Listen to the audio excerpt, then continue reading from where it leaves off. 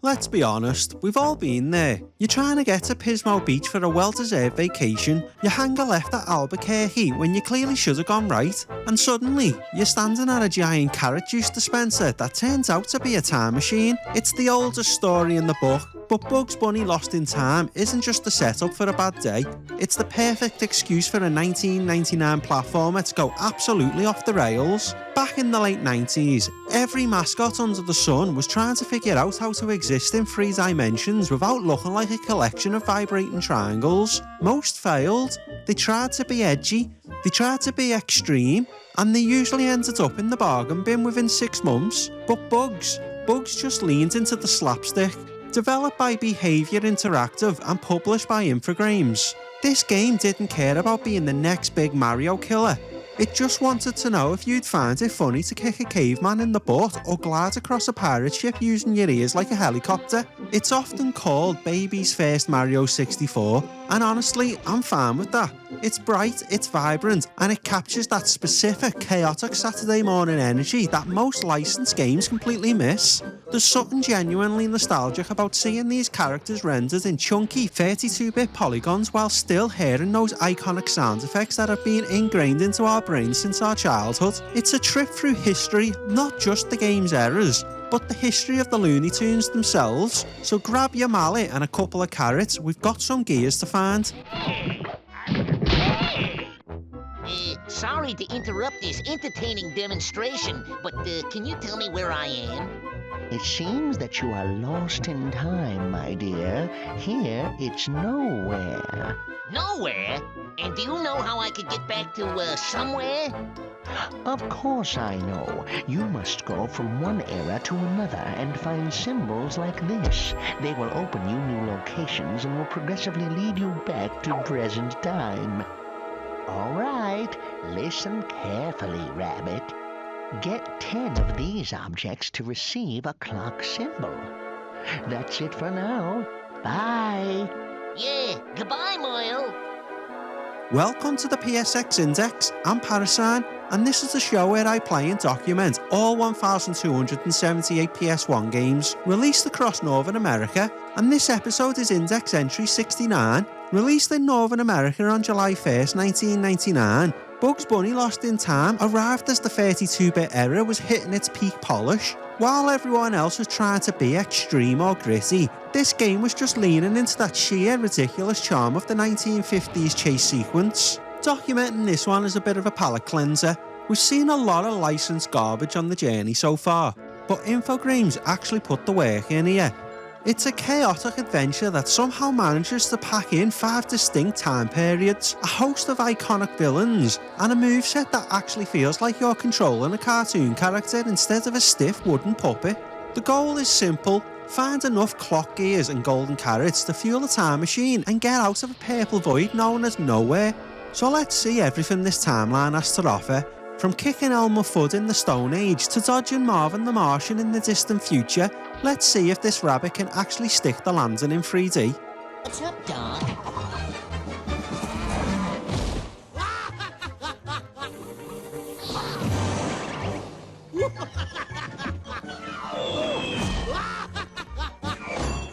Hey, watch it, Buster. It's just a game, all right? That's the last straw. Who's responsible for this? Who are you? Ain't I a stinker? Bugs Bunny on PlayStation. You're despicable. After the weirdly tripping opening cinematic, you find yourself in a place aptly named as Nowhere. It's a massive purple-tinted void that serves as the game's central hub, and it's basically the Peach's Castle of the Looney Tunes universe. This is where you meet Merlin Monroe, a sorcerer who looks like he's had a bit too much carrot juice himself. He's the guy who explains that if you ever want to see Pismo Beach again, you're going to need to track down 124 clock gears and enough golden carrots to feed an army. Nowhere is designed to be a safe place. No enemies, no bottomless pits, just you and a bunch of rabbit holes leading to different points in history. It's the perfect spot to get used to how Bugs actually moves in 3D space. Most mascot performers from 1999 felt like you were steering a shopping trolley with a broken wheel, but Bugs is surprisingly fluid. You've got your standard jump and kick, but the real star of the show is the ear glide. There's something inherently funny about watching a rabbit spin his ears like a Chinook helicopter to slow his descent. It's forgiving, it's floaty, and it lets you fix those oops moments when you've clearly misjudged the jump. You also have a dedicated tiptoe button for when you need to be sneaky, which comes with that classic cartoon plucking sound effect. It's a low-pressure tutorial that doesn't feel like it's patronising you. It just wants you to feel like a cartoon character before it starts throwing cavemen and pirates at your head. It's simple, it's purple, and it's the gateway to the chaos that's about to unfold.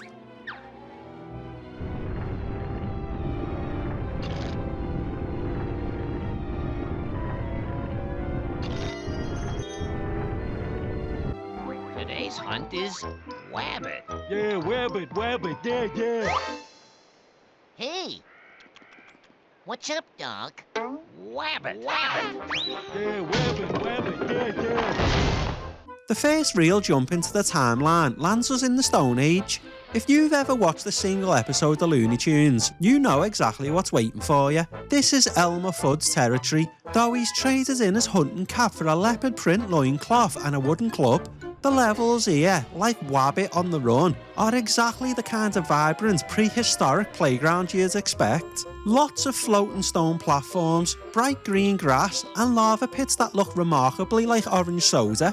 The gameplay in the Stone Age is pure slapstick. You aren't here for a complex combat system, you're here to humiliate Elmer. The kickstart mechanic is the star of the show. You bait him into a charge sidestep at the last second and deliver a solid FUD to his backside.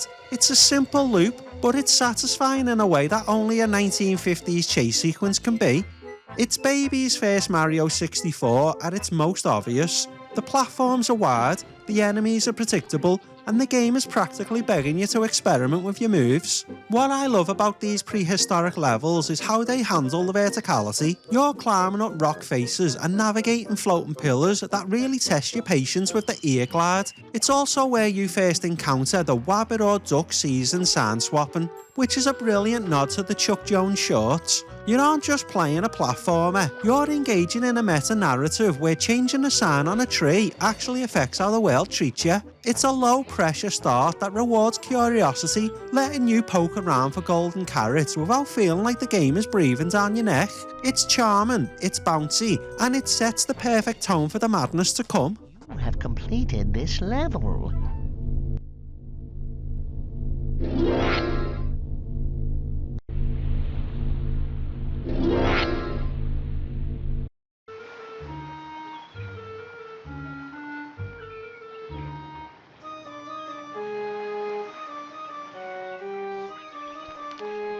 Hey, what's up, Doc? This here's mine. Come back here, you mangy mutineering rabbit.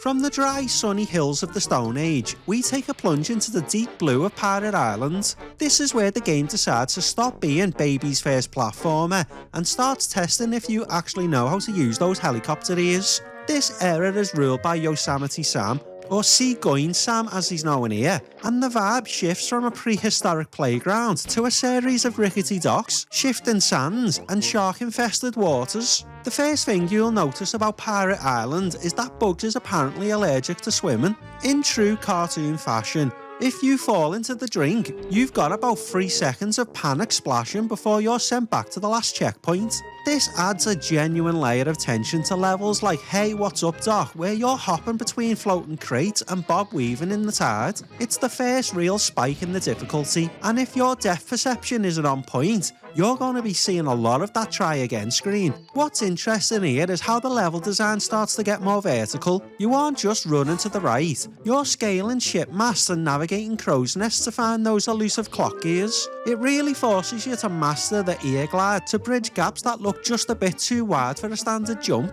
It's a test of patience more than anything. You find yourself waiting for the perfect moment to leap, praying the shark doesn't decide to pop up right as you lose momentum. It's a satisfying shift that rewards precision over button mashing, proving that even a game this charming has some teeth when it wants to.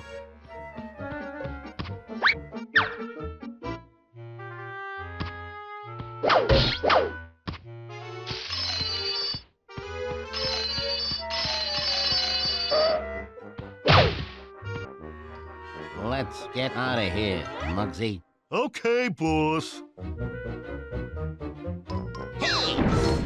The 1930s era is a massive tonal shift, trading the bright tropical sun for the sepia tones rain-slick streets of a gangster flick. This is where we run into Rocky and Muggsy, the pint-sized mob boss and his dim-witted muscle. The levels, like the big bank withdrawal, aren't just about jumping, they're about outsmarting the law and the outlaws. It feels like stepping into a gritty urban playground where the stakes are a bit higher than just dodging a prehistoric bird. This era introduced a stealth-like mechanic that is honestly much better than it has any right to be. You'll find yourself holding the tiptoe button to sneak past sleeping guards or hiding behind crates to avoid being caught in a searchlight. It's not exactly Metal Gear Solid, but it adds a layer of tension that keeps the platforming from feeling like a repetitive chore. The city levels are surprisingly vertical too, forcing you to navigate gliders and scaffolding while avoiding falling debris and Rocky's heavy-handed tactics. What makes the 1930s so memorable is how it handles the environmental puzzles. You aren't just kicking enemies, you're triggering switches to drop safes, navigating the sewers, and using manhole covers to move through the city. It captures that specific Looney Tunes brand of being the smartest guy in the room or the smartest rabbit in the vault. The construction site levels in particular feel like a tribute to the chaotic high-stakes slapstick of the original shorts. It's a gritty, stylised world that manages to be both a challenging platformer and a hilarious nod to the era of the tough guy cartoon.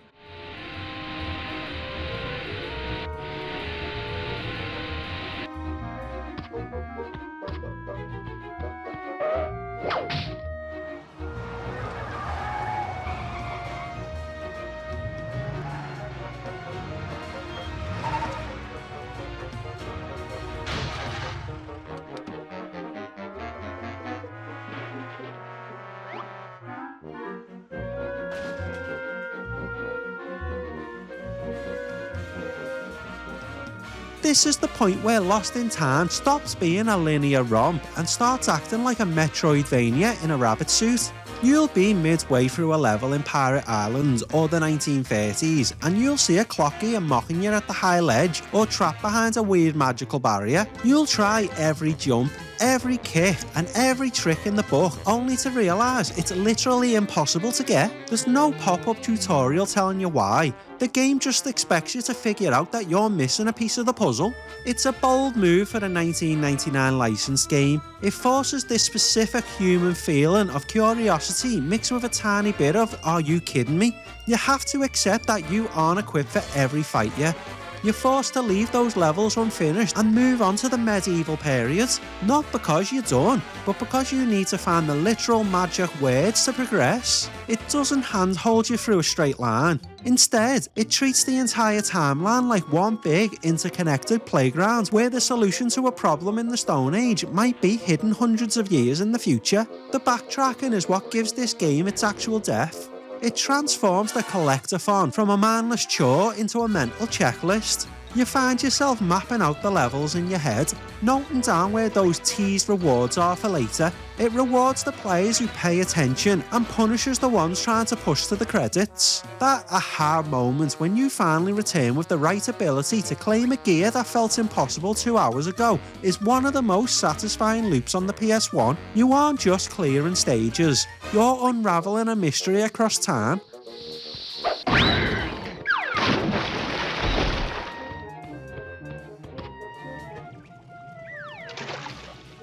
Oh, a rabbit. Hey, what's cooking, Zsa Zsa? Zsa Zsa. Rabbit stew. Rab? Ouch!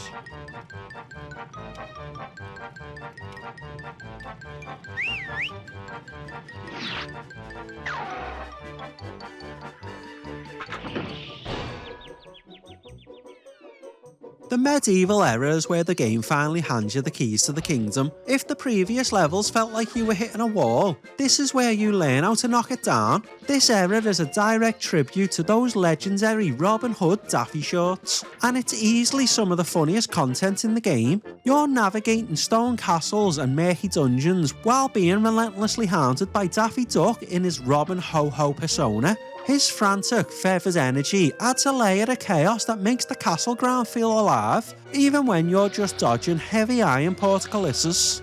This is the gear up phase of the index entry. You meet up with Marilyn Monroe in levels like What's Cookin' Doc.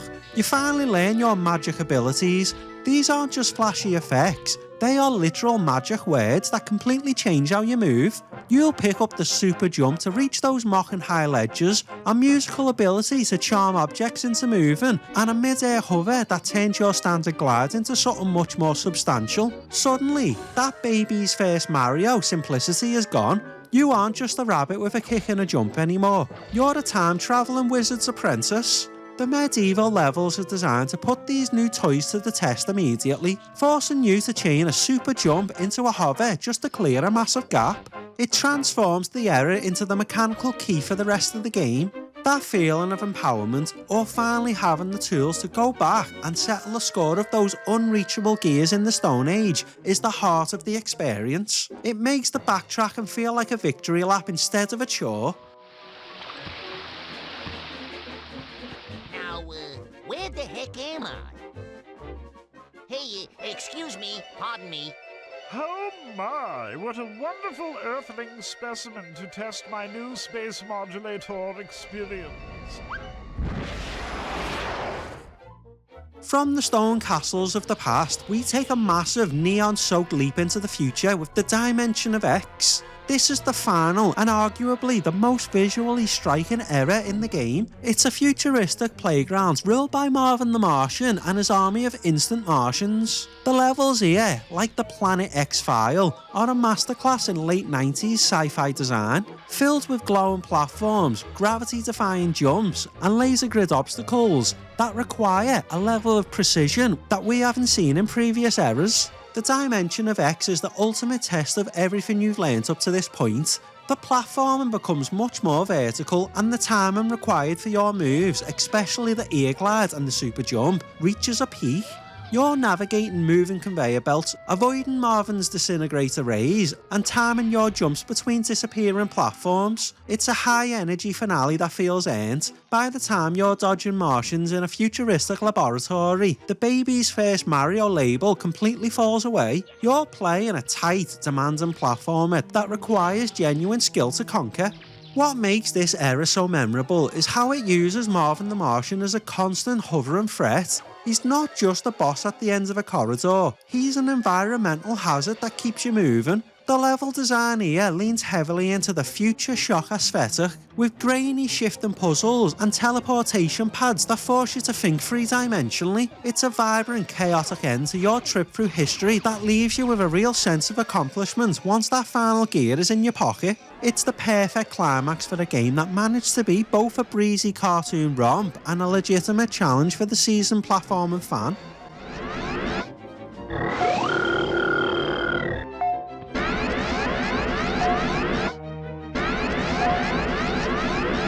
If there's one thing that keeps the playable cartoon illusion from shattering, it's the audio. In an era where most licensed games settle for an intern doing a bad impression of a main character, Lost in Time went for the heavy hitters. You've got Billy West voicing Bugs and Elmer with that perfect nasal wit, and Joe Alaskey stepping in as Marvin and Rocky. It's the difference between a game that just looks like the source material and one that actually carries its DNA, but it's the sound effects that really sell the slapstick. Every time you pull a mallet out of the air or take a dive into a lava pit, you get those iconic rubbery boings and swacks straight from the Warner Bros. Library. Even if the music is dynamic, when you're sneaking around in the 1930s, the soundtrack shifts into this rhythmic tiptoe bass line that perfectly matches Bugs' animation. It's that dry humour delivery where the sound does half the work for the joke, making a simple platforming mistake feel like a scripted gag from a 1950s short. The music was handled by Christoph Harral, the same guy who eventually gave us the incredible soundtracks for Rayman Origins. You can hear that eerie DNA here. Every era has its own sonic personality that keeps the Collectathon from feeling like a repetitive grind. Whether it's the jazzy, urban tension of the city or the tribal bob of the Stone Age, the audio keeps the energy high. It makes you feel less like you're checking boxes on a list and more like you're a director on your own 7-minute short. It's a level of polish that most 32-bit platformers could only dream of, and it's why this game still feels so alive today.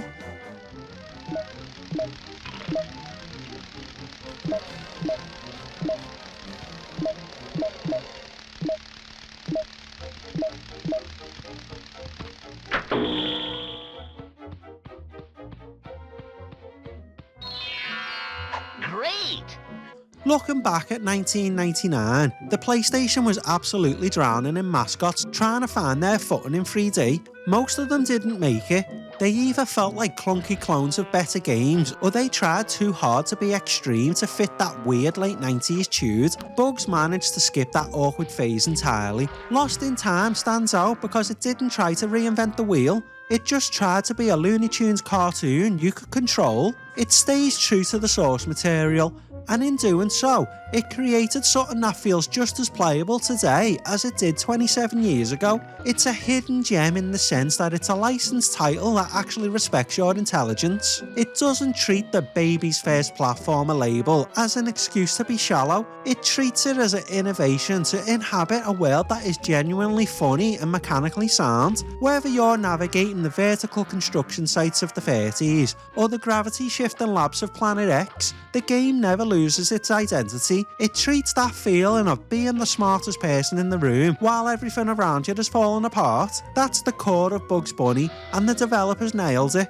It's one of the few games from this era that doesn't feel like it's fighting you. The camera is mostly competent, the moveset is responsive, and the goals are clear. It's a reminder of a time when games could be simple, vibrant, and incredibly polished without needing to be cinematic. It's a bit of 32-bit charm that proves if you get the soul of the character right, the rest of the game will follow. It's the perfect capstone for the 69th entry in the index, a game that knows exactly what it is and delivers on that promise from the first carrot to the last gear.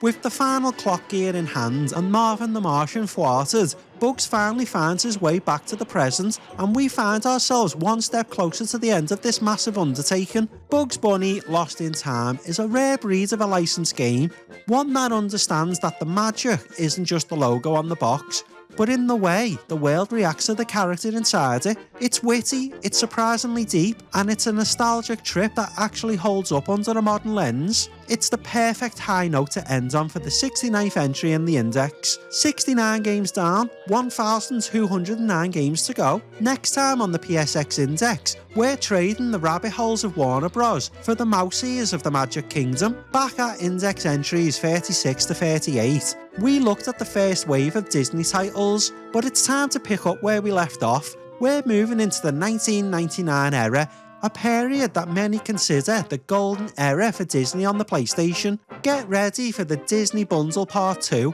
We'll be diving into the tactical storytelling of Disney's story studio Mulan, the high-speed vine sliding of Disney's Tarzan, and the absolute platforming masterclass that is Toy Story 2, Buzz Lightyear to the rescue. It's a triple header of heavy hitters as we see Disney finally find its stride in the 32-bit world. I'll see you in the 1999 timeline. And that's all, folks.